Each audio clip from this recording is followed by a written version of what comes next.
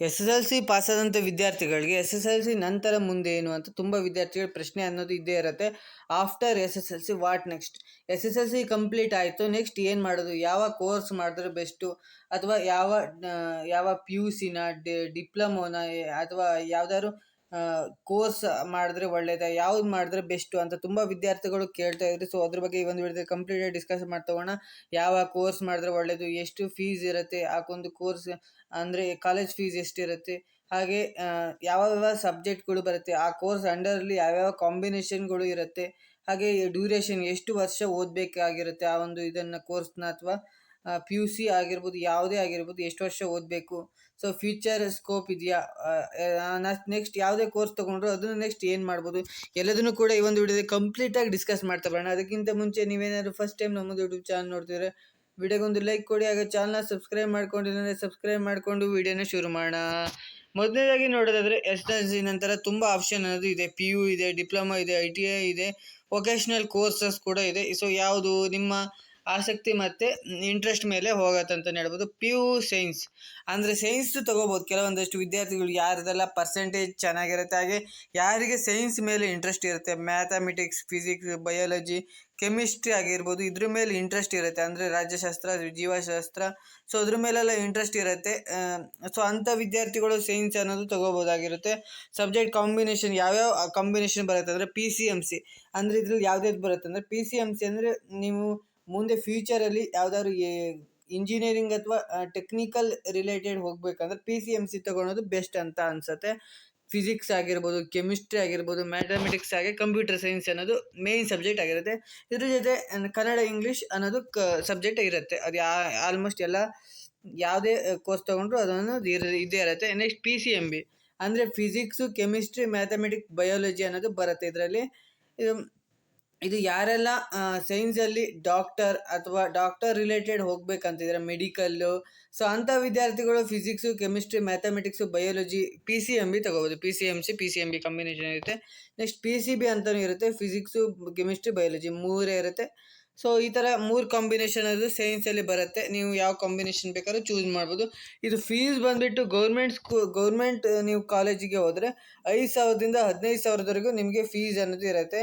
Privates ಕಾಲೇಜಿಗೆ ಹೋದರೆ 30ರಿಂದ 1,00,000ವರೆಗೂ ನಿಮಗೆ ಫೀಸ್ ಅನ್ನೋದು ಇರುತ್ತೆ. ಅದು ಕಾಲೇಜ್ ಮೇಲೆ ಡಿಪೆಂಡ್ ಆಗುತ್ತೆ. ಅಂದರೆ ಒಳ್ಳೆ ಕಾಲೇಜ್ ಆದರೆ ಸ್ವಲ್ಪ ಬೆಂಗಳೂರು ಆ ಥರ ಸಿಟಿಯಲ್ಲಿ ಇರುವಂಥ ಕಾಲೇಜಿಗೆ ಸ್ವಲ್ಪ ಫೀಸ್ ಅನ್ನೋದು ಜಾಸ್ತಿ ಇರುತ್ತೆ. ನೆಕ್ಸ್ಟ್ ಕೋಚಿಂಗ್ ಏನಾದರೂ ಈ ನೀಟು ಆಗಿರ್ಬೋದು, KCET ಆಗಿರ್ಬೋದು, ಏನಾದರೂ ಹೊಸ ಕೋಚಿಂಗ್ ಏನಾದರೂ ಬಂತಂದರೆ ಸ್ವಲ್ಪ ಅದಕ್ಕೆ ಎಕ್ಸ್ಟ್ರಾ ಫೀಸ್ ಅನ್ನೋದು ತೊಗೊಳ್ತಾರೆ ಕೆಲವೊಂದಿಷ್ಟು ಕಾಲೇಜುಗಳಲ್ಲಿ.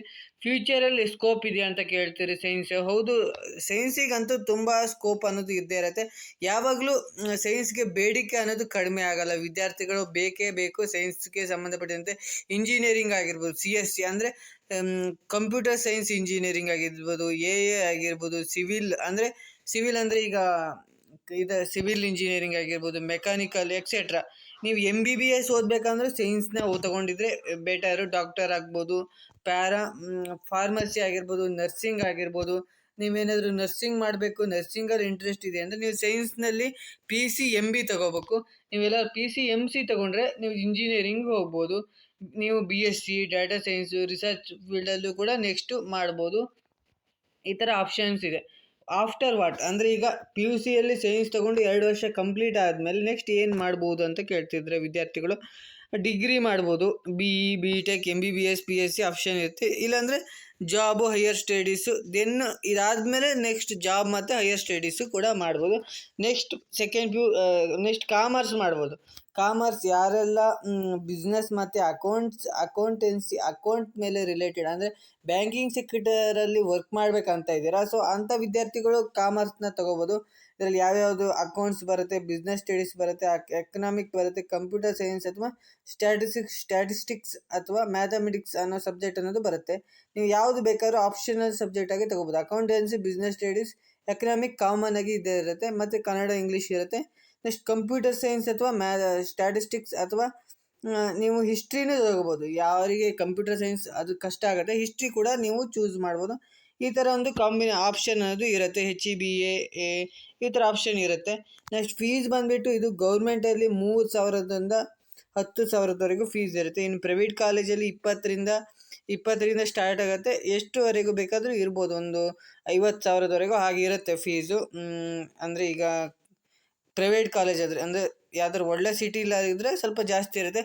ಫ್ಯೂಚರ್ ಸ್ಕೋಪ್ ಅಂದರೆ CA, ಚಾರ್ಟೆಡ್ ಅಕೌಂಟೆಂಟು ಆಗ್ಬೋದು, BCom, BBA ತೊಗೋಬೋದು, MBA ಮಾಡ್ಬೋದು. BCom ಆದಮೇಲೆ ಅಥವಾ ಯಾರೆಲ್ಲ ನಿಮ್ಮ ಬ್ಯಾಂಕಿಂಗ್ ಸೆಕ್ಟರ್ ಹೋಗ್ಬೇಕಂತೀರ, ಸೊ ಇಂಟ್ರೆಸ್ಟ್ ಇದೆ ಅಕೌಂಟ್ಸ್ ಮೇಲೆ, ಲೆಕ್ಕದ ಮೇಲೆ ಇಂಟ್ರೆಸ್ಟ್ ಇದೆ, ಸೊ ಅವರು 100% ನೀವು ಕಾಮರ್ಸ್ನ ತೊಗೋಬೋದು. ಸೊ ನೀವು ಕಾಮರ್ಸ್ ತೊಗೊಂಡ್ರೆ ನನ್ನೊಂದು ಯೂಟ್ಯೂಬ್ ಚಾನಲಲ್ಲಿ ಆಲ್ಮೋಸ್ಟ್ ನಾನು ಕೂಡ ಕಾಮರ್ಸ್ ತೊಗೊಂಡಿರೋದ್ರಿಂದ ಸೊ ಐ ಹೋಪ್ ನಾನು ಎಲ್ಲದ್ರ ಬಗ್ಗೆ ಡೀಟೇಲ್ ಆಗಿ ಎಕ್ಸ್ಪ್ಲೈನ್ ಮಾಡ್ತಾ ಇರ್ತೀನಿ. ಸೊ ನಿಮಗೂ ಹೆಲ್ಪ್ ಆಗುತ್ತೆ. ಸೊ ಯಾರೆಲ್ಲ ಕಾಮರ್ಸ್ ತೊಗೋಬೇಕಂತ ಐಡಿಯಾ ಹಾಕಿದ್ರೆ ಸೊ ಅವರೊಂದು ಕಮೆಂಟ್ ಮಾಡಿ ಇರಿ ಕೆಳಗಡೆ.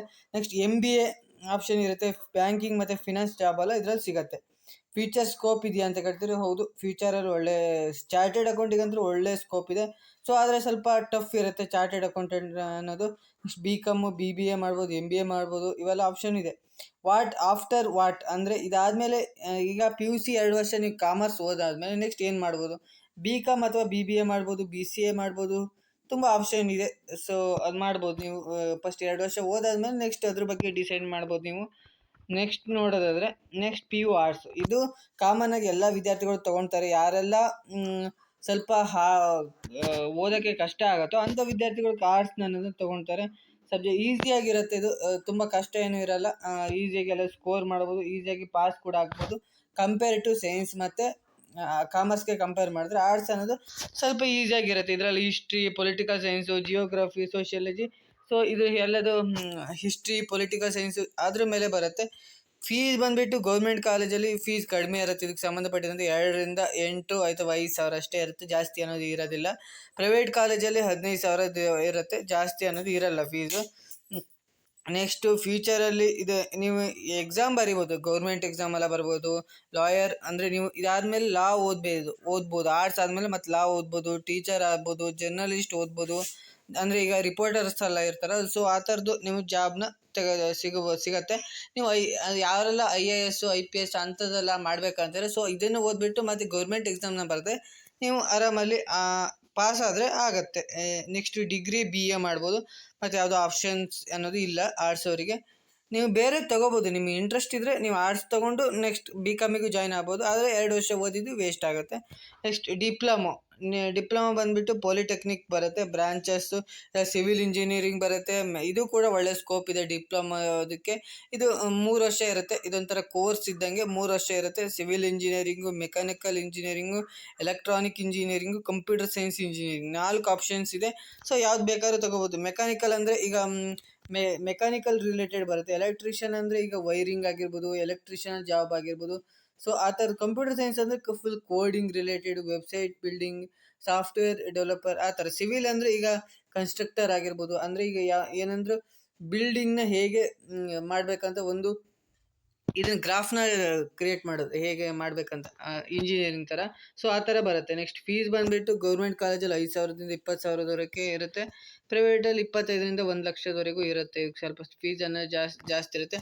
ಟೆಕ್ನಿಕಲ್ ಜಾಬು, ಇಂಡಸ್ಟ್ರಿಯಲ್ಲಿ IT ಜಾಬ್ಸ್ ಎಲ್ಲ ಇಲ್ಲಿ ಸಿಗುತ್ತೆ. ಇದರಲ್ಲಿ ಫ್ಯೂಚರಲ್ಲಿ ಒಳ್ಳೆ ಸ್ಕೋಪ್ ಅನ್ನೋದು ಇದೆ ಇದಕ್ಕೆ. ಸೊ ಡೈರೆಕ್ಟ್ ಎಂಟ್ರಿ, ಯಾವುದೇ ಏನು ಎಕ್ಸಾಮ್ ಅನ್ನೋದು ಇರಲ್ಲ ಇದಕ್ಕೆ. ಈಸಿಯಾಗಿ ನೀವು ಇದಕ್ಕೆ ಜಾಯಿನ್ ಆಗ್ಬೋದು ಯಾರಿಗೆಲ್ಲ ಇಂಟ್ರೆಸ್ಟ್ ಇದೆ. ಸೊ 3 ವರ್ಷ. ನೆಕ್ಸ್ಟ್ ಮತ್ತೆ ನೀವು ಇಂಜಿನಿಯರಿಂಗ್ ಬೇಕಾದ್ರೆ ಮಾಡ್ಬೋದು, ಮತ್ತು ಎಕ್ಸ್ಟ್ರಾ ಏನೂ ಮಾಡೋದು ಬೇಡ. ಯಾರೆಲ್ಲ ಬೇಗ ನಿಮ್ಮ ಎಜುಕೇಷನ್ ಕಂಪ್ಲೀಟ್ ಆಗಬೇಕಂತೀರ ಅವರು ಡಿಪ್ಲೊಮೊ ತೊಗೋಬೋದು.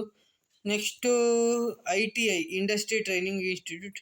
ಯಾರೆಲ್ಲ ಎಲೆಕ್ಟ್ರಿಷಿಯನಲ್ಲೂ ಫಿಟ್ಟರು ಏನಾದರೂ ಫಿಟ್ ಮಾಡೋದಾಗಿರ್ಬೋದು, ವೆಲ್ಡಿಂಗ್ ಮಾಡೋದಾಗಿರ್ಬೋದು, ಅಥವಾ ಕಂಪ್ಯೂಟರ್ ಆಪ್ರೇಟರ, ಪ್ರೋಗ್ರಾಮಿಂಗ್ ಅಸಿಸ್ಟೆಂಟ್ ಇದ್ರ ಮೇಲೆ ಇಂಟ್ರೆಸ್ಟ್ ಇದ್ದರೆ ITI ಅನ್ನೋದು ತೊಗೋಬೋದು. ಇದು ತುಂಬ ಏನು ಕಷ್ಟ ಏನೂ ಇರೋದಿಲ್ಲ. ಇದು ನಿಮಗೆ ಕೋರ್ಸ್ ಮೇಲೆ ಡಿಪೆಂಡ್ ಆಗುತ್ತೆ. ITIಯಲ್ಲಿ ತುಂಬ ಆಪ್ಷನ್ಸ್ ಅನ್ನೋದು ಬರುತ್ತೆ.